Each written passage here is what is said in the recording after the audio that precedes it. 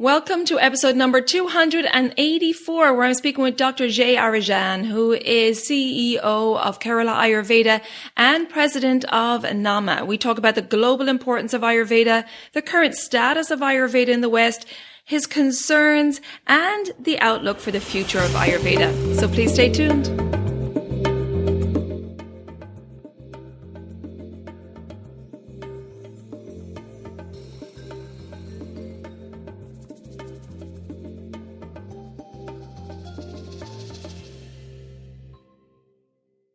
Hi there, I'm your host Colette, and on this podcast I will be sharing the teachings of Ayurveda, yoga, and holistic health practices.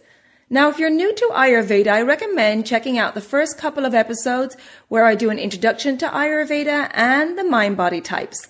Thanks for listening, and now here's a new episode.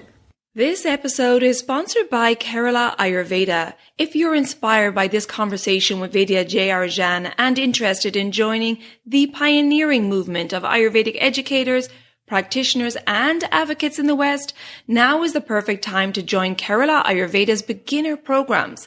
And it's not too late to join the spring trainings. Listeners are invited to take advantage of an exclusive $150 off tuition if you sign up this month.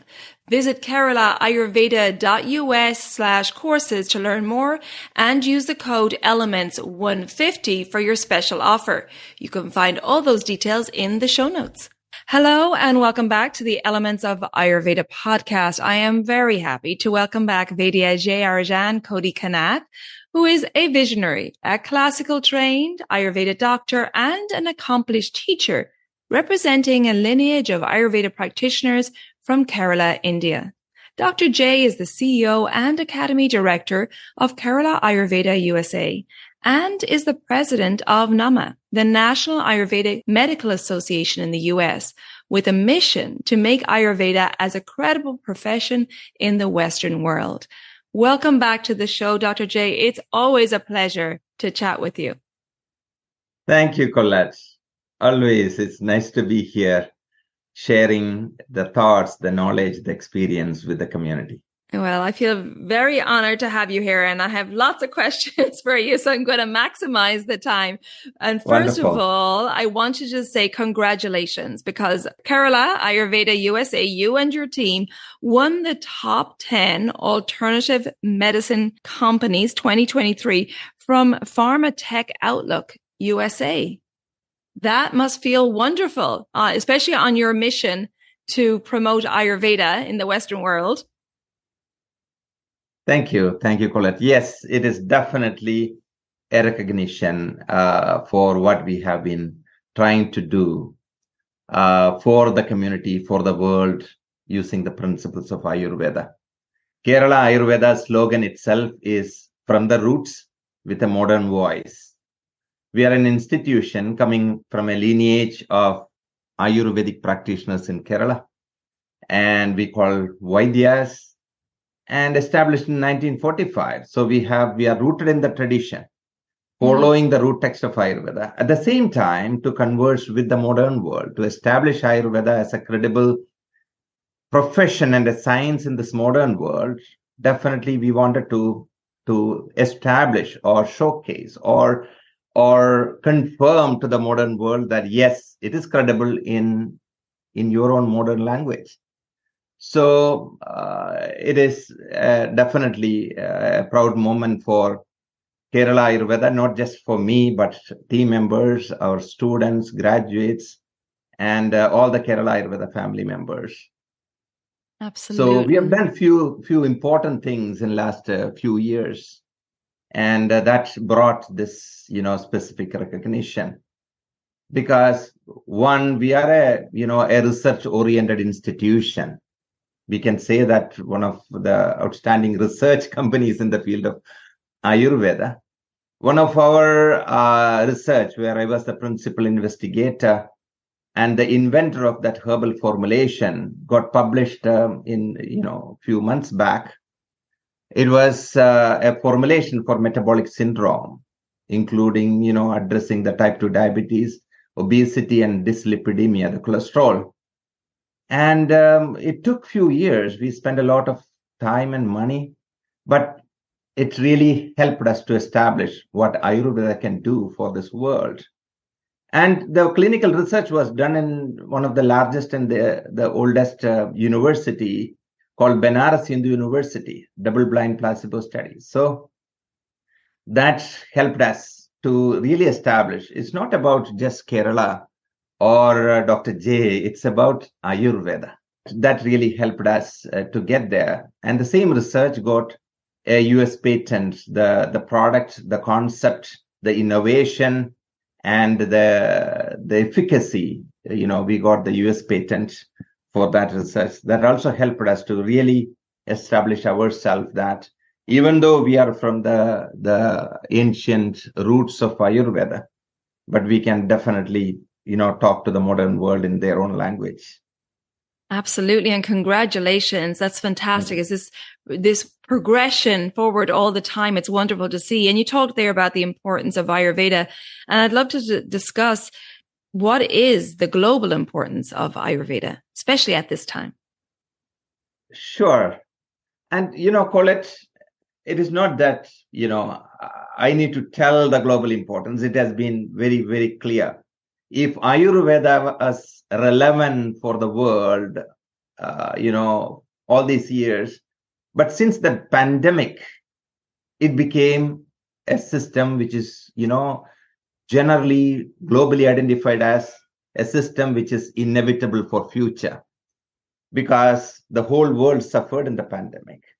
Then all were looking for how I can naturally, enhance my immunity, how I can resist the pandemic, what caused the pandemic, what is the solution, how we can, have a better. And the solution was very clear, right? Ayurveda as a holistic, natural life science has all the principles and simple methodologies of practice to empower every individual and the community collectively, to enhance the strength, the balance, the immune resistance, the mental, emotional stability, and enhance the quality of life. So Ayurveda has everything to offer. That also following the principles of nature. It's not about one chemical will enhance your immunity or another chemical will help you to be strong. Following simple principles of nature and empowering oneself that, hey, the healer is within you, the immune system is within you. You have an opportunity to strengthen and balance yourself to resist any, imbalances. And that is getting more and more relevant and for the future. And we can see that in last few years, how much Ayurveda has grown as a system across the globe. I'm in close communication with, various organizations and groups in other countries. 2-3 months back, I presented at the International Delegate Assembly of World Ayurveda Congress that was in Goa in India, where, representatives and stakeholders from various countries came in. And, it was the 9th World Ayurveda Congress, whereas I have attended most of the previous conferences. And you will not believe that the program chart was 113 pages. Such a massive conference with such massive interest across the globe. There's no doubt whether Ayurveda is really growing or not. Yeah, it's wonderful to see. And you talk there about how it came within the pandemic. People were looking to heal themselves naturally. And obviously it was a crisis point at that stage. But with that, with people healing themselves naturally and empowering people to take charge of their own health, come so many other benefits, right? Then they're living in tune with their constitution. They're living in tune with nature. And with that comes so many other benefits of self-realization and bringing their skills into the world. Yeah. It was an enlightening, even though it was a suffering at the same time, as per Ayurveda. any suffering will give you more deeper understanding and awareness. And the pandemic really, you may be remembering that situation where only those who are having life-threatening issues were getting to see a doctor or to go to the hospital. And there was no other choice except see what is available at home, what I can do to make you sustain life and to make you, suffer less or recover from the issue. So that was definitely something that helped the whole world to look towards systems like Ayurveda. We can see that not only in people's heart, but even the governmental organization, whether it is India or other countries or World Health Organization, there are a lot of work happening in Ayurveda, how we can bring this to the entire world in a formal way. Absolutely. And as we mentioned your bio, that's your mission is to make Ayurveda as a credible profession in the Western world. And that's what I'd love to ask you about now is, you talked about with Kerala Ayurveda, it's like from the roots to the modern voice. And we're seeing this movement and this surge of popularity, and Ayurveda is growing rapidly in the West. And I'd love to hear your thoughts on the status of Ayurveda in the West. And you already mentioned how you're getting recognition and so on. But what are your thoughts on the increasing popularity and the status of Ayurveda? Of course, I have been here in the US for 12 years. Gosh, time is really flying. 12 years, in last 12 years, I can really see a big stride or an advancement of the profession of Ayurveda and the public awareness about Ayurveda, in a very vivid way.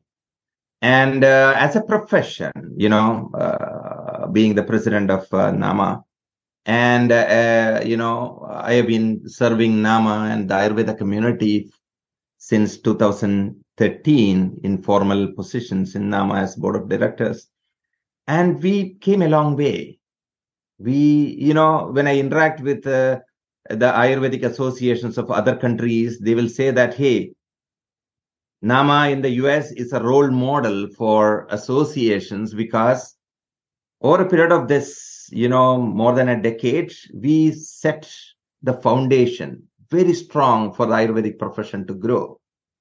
We set the standards of education, we defined the scope of practice, then we created the board certification for Ayurveda. We implemented the continued education credits requirement for professionals. And recently, a few months back, we launched an independent Ayurveda Accreditation Council, National Ayurvedic Medical Accreditation Council, to accredit the programs. And it's an independent board. Oh, great. So if you look at it, we are really systematically following the path in a way Ayurveda can be a licensed profession in the future. So I'm happy and, feeling fulfilled when I think about it, even though it took a lot of effort collectively with the community, all the institutions, schools, graduates, Ayurvedic doctors, practitioners, students. It was a collective effort, but we came a long way. And again, we have a lot more work to do to get Ayurveda to where we want to see. And also, including the standards of education, etc. It's not just once you set for life. It's a parallel path. Like one side, the community is growing. Accordingly, the system is getting upgraded. Because right now, Ayurveda is not a licensed healthcare practice in this country. And I cannot have a very heavy education program which costs hundreds of thousands of dollars like any other medical degree. Because after that, what you do, it's not a licensed healthcare practice. At the same time, I need to have advanced professionals to take this profession forward to get there. So, we need to be mindful that we need to upgrade and support the community to do better, then step by step get there where we want to be. And we are on the right path. and we are having the right process. We have set the system. We know what we need to do. So it's a very nice journey. We already came a long way, and we have, a long way to go further to make Ayurveda as a licensed profession in future. So it is growing. Schools, initially there were only Ayurvedic counselor programs available, then Ayurvedic practitioner program available. Now there are multiple schools offering Ayurvedic doctor program, Ayurveda Panchakarma technician certificates, so many workshops and, webinar series. So the awareness in Ayurveda is really increasing. Even at Kerala Ayurveda Academy, the number of, enrollment every year, it has really, enhanced over a period of time. So. Yeah, absolutely wonderful to see it. And so great to hear that you're working hard with NAMA to have these parameters in place to protect Ayurveda as well, and to make sure that there is standards and systems in place. Do you have any concerns about Ayurveda and this growth in popularity, and maybe that some are not adhering to the original text? Growth always comes with the pain, Yeah. Ayurveda is in the pioneering stage in this country today, and pioneering is not easy. Pioneering is painful. One side, we are all excited. We are, feeling very good in the way we are progressing further. But there are concerns. There are not only concerns in the US, but there are a few global concerns in Ayurveda. One is about the quality of the herbs and products getting circulated across the globe. The globalization, the internet purchase, etc., is creating a lot of issues because every country has its own standards, safety standards, and set specific safety measures. But when things are shipped from other countries without any regulation and control, it is creating issue. There were incidences in Australia, in Canada, and in various locations about the safety issues and toxicity issues, etc.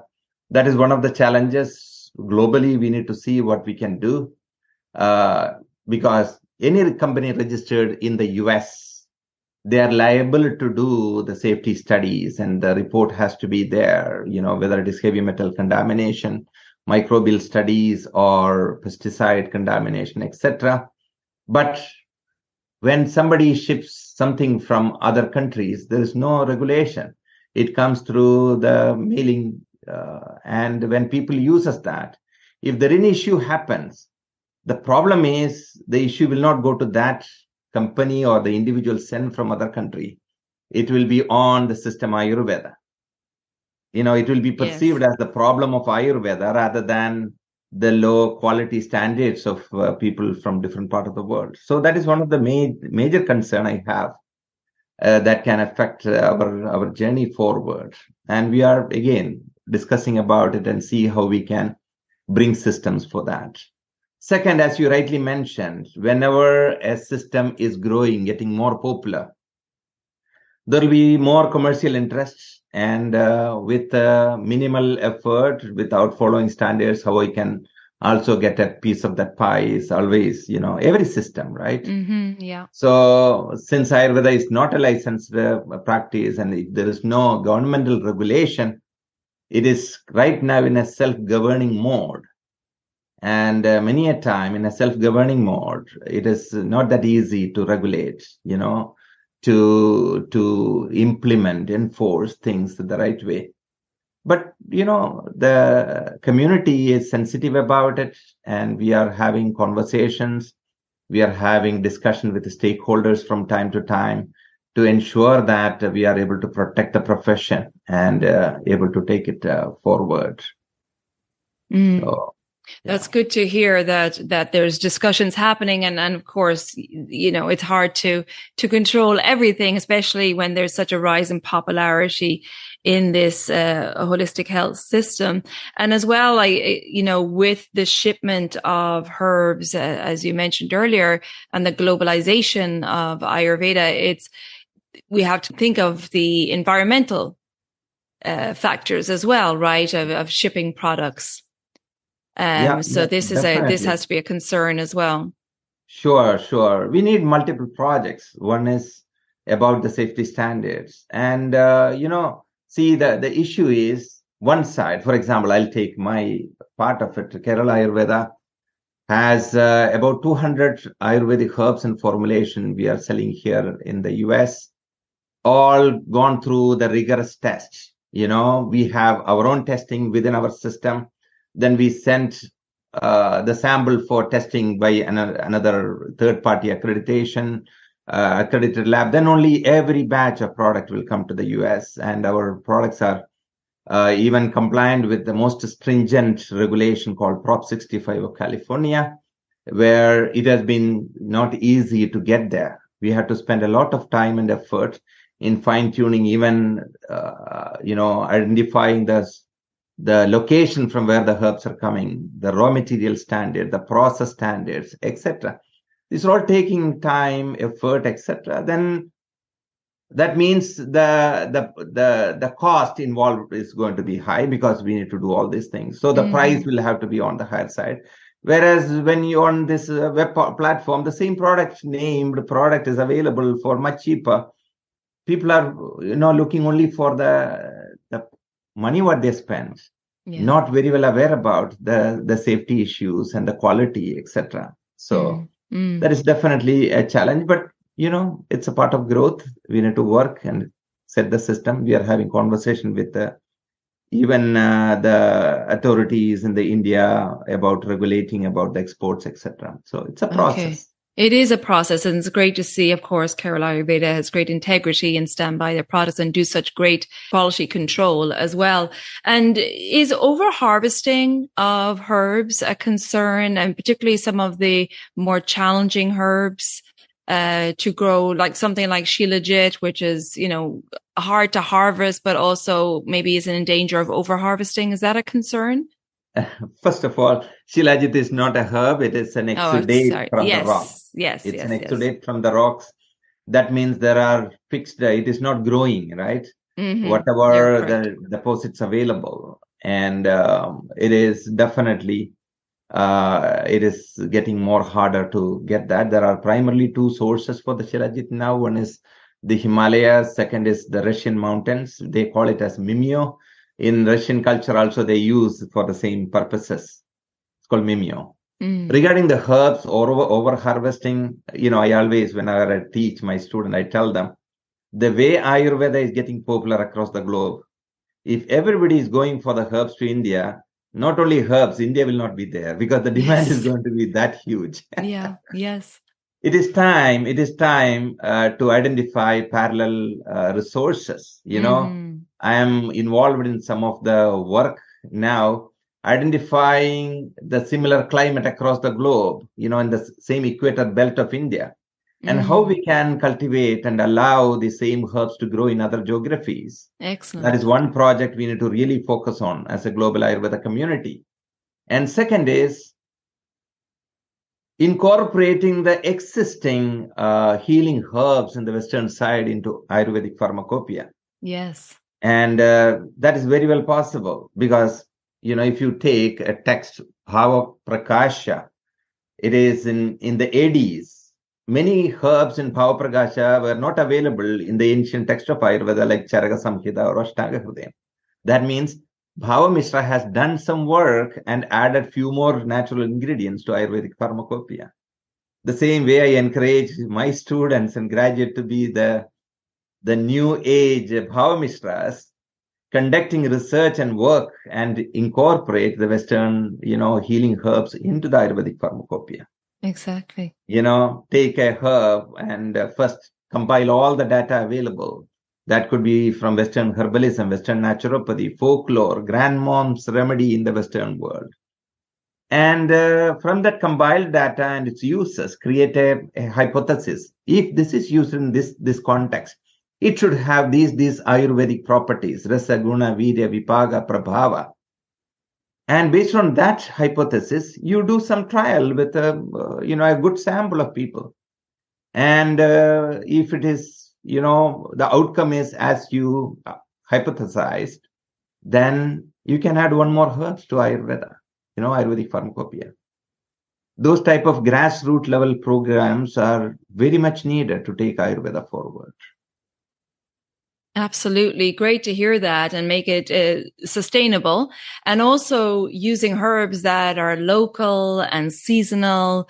And again, as Ayurveda promotes, living in tune with nature and using the resources around you. I think that's wonderful to hear. And always that Ayurveda, as you said earlier, is open and if flexible to incorporate other herbs as we go forward in this globalization of Ayurveda and as we do more research and so on, that you're always willing to open up to new information and new research and new studies, which is fantastic. Definitely. That is the project for future. And I encourage all Ayurveda students and graduates and professionals across the globe to look into this. And start working towards that. Yeah, absolutely wonderful to hear.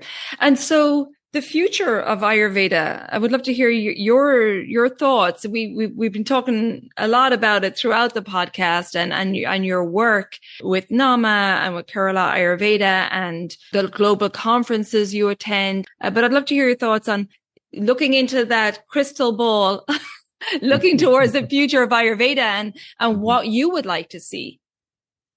I would like to see Ayurveda as a system that is available to the entire mankind. It is a science of empowerment. There are two paths to it. One is educating the global community, the public, about their own resources available at their home, in the nature. So that is one part of it. Second is the concept of you are not a part of the nature, you are the nature, right? There is no difference between you and nature. So the environmental protection, the protecting the nature and sustaining a life, not only how I will live till my death, we have a responsibility to do things better for the future generations. So using Ayurvedic principles and having a plan for sustainable living in sync with the nature, that is the second project. So that means the awareness, global awareness about Ayurveda and sustainable living that need to be shared. The third is about having professionals, creating educational programs and training programs to create professional. They have the knowledge about the whole Ayurveda, right? So whenever I teach, I tell my students that it is not about what I'm going to do with it, how much I'm going to make with it, and how I'm going to do it. We have a higher responsibility of sharing this knowledge with the next generation, make it available to the next generations without losing its integrity, without losing its holistic approach. The whole Ayurveda need to be transmitted to the next generation. So if the current Ayurvedic community can work together with these concepts, I see Ayurveda as a part of, it's a the mother of all healing sciences, life sciences. It can fit very well anywhere without any contradiction. It is like, how the children for a mother, right? Whatever be the profession, whatever be the education level of the children, for the mother, all children are the same, right? The same way, Ayurveda can take the role of, as a holistic life science and an integrative approach for the future. Every system has its own strength and its own limitations. The whole idea for future wellness and healing should be how we can incorporate the merits of the strength of all the systems available in the world and make it available to the community according to the merit, according to the strength, how we can bring that integrative approach of healing, where Ayurveda can really take as a broader umbrella with which every system can thrive together as a complementary systems.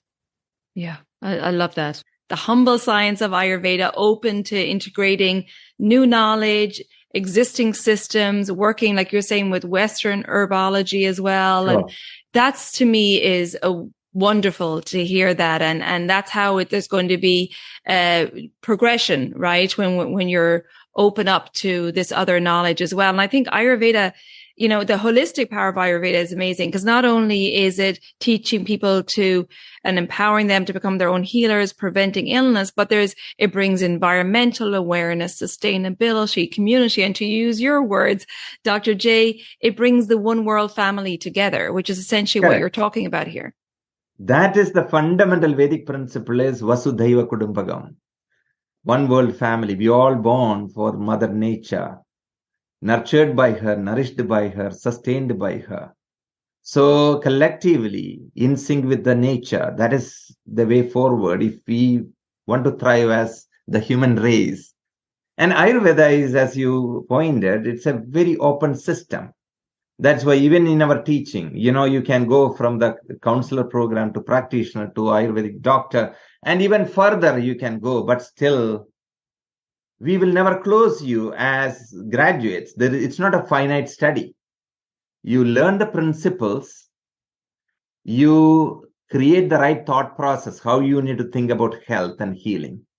You see certain examples, you get certain guidelines, and then the whole field is open to you. Yeah. We will never teach you for this specific disease, these are the 10 formulations, go with it. No, we teach you this disease is happening in this way. These are the stages of the disease. See, this is an example, and this is the way you need to think about it, and go ahead. So it gives you freedom to explore. And, Vagbhada in Ashtanga Hridam very clearly says that Egam Shastram Adhinat, where knowing just one science, learning just Ayurveda, don't think that you are a complete Ayurvedic physician. You should know all the allied sciences practiced at your time in the community, so that you can be in sync, you can be complementary, you can support, and you will be able to understand the whole framework of your community and support the community accordingly. So Ayurveda is, it is not just maybe it is an open system, ready to hear everybody, ready to understand everybody and incorporate everybody together. So Ayurveda can be a kind of a knitting principle or a profound science, which can even bring all the other systems together for the future of the world. Amazing. That's so uplifting, and it's wonderful to be a part of this beautiful science. And I keep using the word humble because that's what I truly feel it is, that there's not this secrecy or this wanting to keep the knowledge hidden, or it's all about giving people the freedom, educating people, empowering people, from students to yogis, right? And empowering them to, hey, here's the information, learn it, and then incorporate it into your own community and learn about your own community and what's local herbs and local wisdom there, and incorporate that as well, with integrity, of course, and with research. But it's beautiful. It's so what we need in the world today. Correct, right? Correct. It's exactly. I'm very clear from the beginning itself. I tell my students that there is no Dr. J's formulation, Dr. J's Panchakarma. Yes, nothing. I hear you say that. Everything is there in the root text. I need to only translate. Nothing needed from my pocket. I need to give you the right translation and right guidance on it. And that nothing should be hidden. This is the science of the universe. Yeah. And it is for the mankind. There is no hidden formulations or hidden thing. Everything should be available. And that is why even, when I say that we got a US patent for one of my formulations, Generally, people may think that, oh, patent means you are going to hold that information and make a lot of money, because that is the way patents are used in this country. Yes. So I tell them the idea was not to hold that information and commercially, for commercial benefit. The whole idea was to establish that, hey, Ayurveda can also reach there using the cutting edge science and the most modern research approach to establish the efficacy and the relevance of the science. By the way, if your audience want to look up at the patent in USPTO, United States Patent Organization, the patent number is 11491-202B2. Great. And it was, awarded on November 8th, 2022. Great. For the metabolic syndrome, a herbal formulation. Wow, fantastic. Thank you for sharing that. Before we finish up here, Dr. J, is there anything else that you'd like to share? I really appreciate you, Colette, for doing this for many years now, because there is only one way to transform lives of people.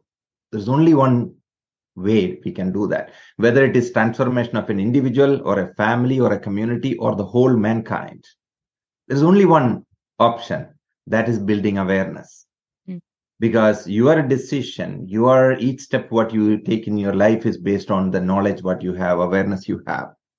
So I very much appreciate you for sharing this with the world. Let us work together and let more and more people get to know about the Ayurvedic wisdom, Ayurvedic science.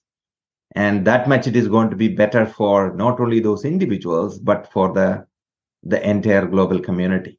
Absolutely. So that's what we need to do. And let us also, encourage and empower the authentic practices.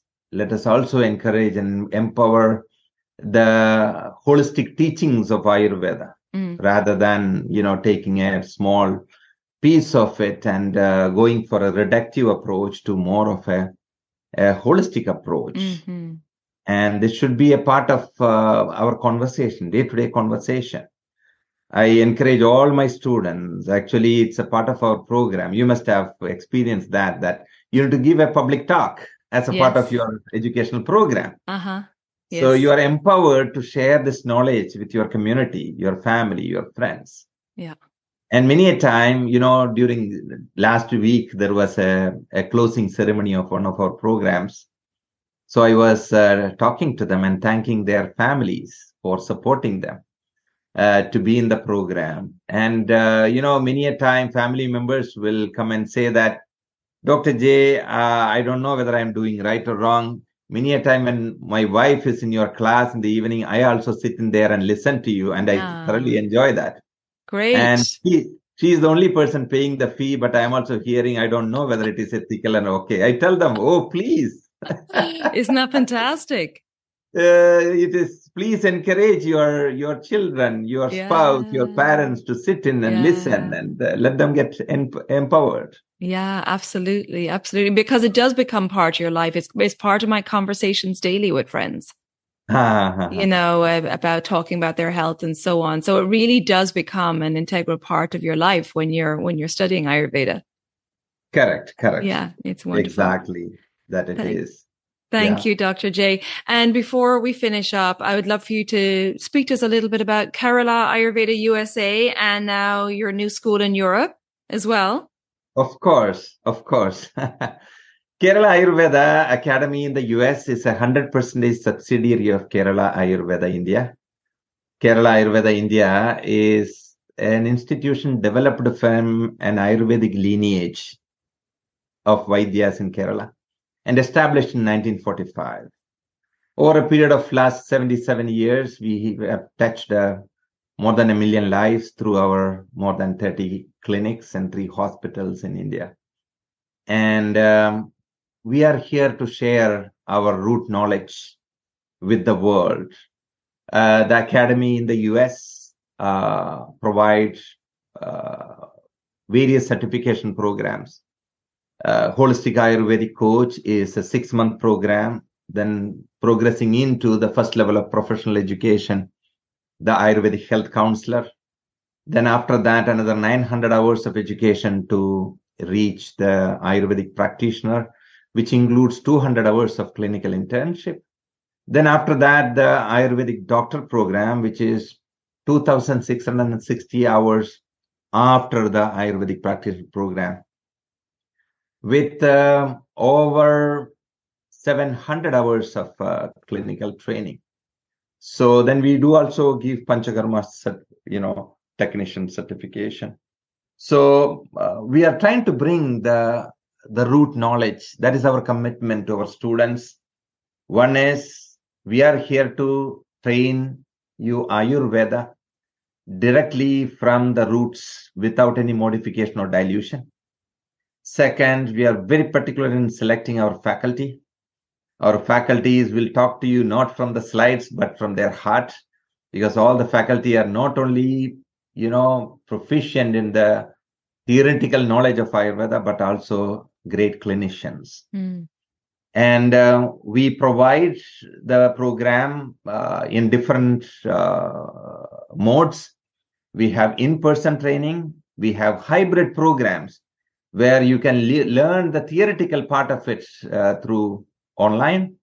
And for the practicum, for the practical side, clinical side, you can come to either US or in India. We have an academy in India, in Cochin. So we have hybrid programs. And we do conduct a lot of workshops and webinar programs. So some of the unique features of Kerala Ayurveda Academy is that all the classes we conduct will be live streamed. All the live streamed classes will be recorded. All the recorded classes will be archived for the same students to review it again. And we keep our e-learning system open for them even after graduation without any additional cost. Yeah, it's fantastic. That means once you join for a program of Kerala Ayurveda, you will have access to your e-learning system and the content, the recordings, etc. even after finishing your program. Many a time I get a question, how long you're going to keep it open? So I tell them, as long as the technology can handle. Yeah, great. So, and we do have an education-oriented wellness center here in Milpitas, California, where myself and 5 other Vaidyas, Ayurvedic doctors from India, and practitioners from in the US practicing, where we provide Ayurvedic consultations, we provide Panchakarma, we provide various coaching programs, even for Ayurveda professionals, whether it is an Ayurveda doctor, Ayurvedic practitioner, or coach. We provide clinical coaching for them if they have clients and they want to guide them, they need some, guidance from experts. We provide even clinical coaching here. So our website is keralaayurveda.us. And from there, you can go to either academy or wellness center, or to purchase the product. There are links from there. And our direct number is 888-275-9103. And to reach the academy, admissions at keralaayurveda.us. To reach the wellness center, wellness@keralaayurveda.us. Our Europe program, currently the admission is, the enrollment is going on. We are conducting the program in the Europe. Our hub in the Europe is Norway. So in Trondheim, we have our location, and we are currently conducting the Ayurvedic Health Counselor program in the Europe. Enrollment is happening. Those who are interested in joining on any of this program, again, can send an email to admissions@keralaayurveda.us. Wonderful. How much Kerala Ayurveda US has grown. You and your team are doing amazing work. It's grown leaps and bounds. Thank you. Thank you. Yeah, this is not a job for us. This is not a business for us. This is our life. And we want to do whatever we can in bringing this science to the world as much as possible. Yeah. Well, your passion, you see it runs through everything you do. So congratulations again and all the progress. And thank you. This was a great conversation. The perfect person to talk about the status of Ayurveda with, being CEO of Kerala Ayurveda USA and also director of NAMA. So I really appreciate you taking the time today, Dr. Jay, to chat with me and have this discussion. And I really appreciate it. Thank you. Thank you. Thank you so much, Colette. Please continue. I know your podcast has been really growing, and I wish you all the best. Let us keep continuing the conversation. Absolutely. The more conversation we have, the better for the audience to understand about the science, its progress, what needs to be done, where it is available. So you are doing a great job. Keep continuing, and we are here with you together. Thank you. Thank you, Dr. Jay. I appreciate your support. It means a lot. Until next time, take good care. Thank you. Thank you very much. Bye for now. I hope you enjoyed this episode with Dr. Jay, and if you think that others will find this episode interesting, please share it with them. You can find all the links mentioned in this episode in the show notes, and for my online services, you can check out the show notes or visit elementshealingandwellbeing.com, where I offer consultations, at-home cleanses, and educational programs. So please check that out if you're looking for some support. If you haven't already subscribed or followed the podcast, please do so, and the new weekly episodes will download automatically for you. If you would like to rate and review the show, I would really appreciate it. And finally, you can find me on social media on Facebook under Elements Healing and Wellbeing, and my new Instagram page, Elements of Ayurveda Podcast. Please come join me there. Thank you so much for tuning in, and until next time, take good care of yourself, be well, and bye for now. Slán go fóill.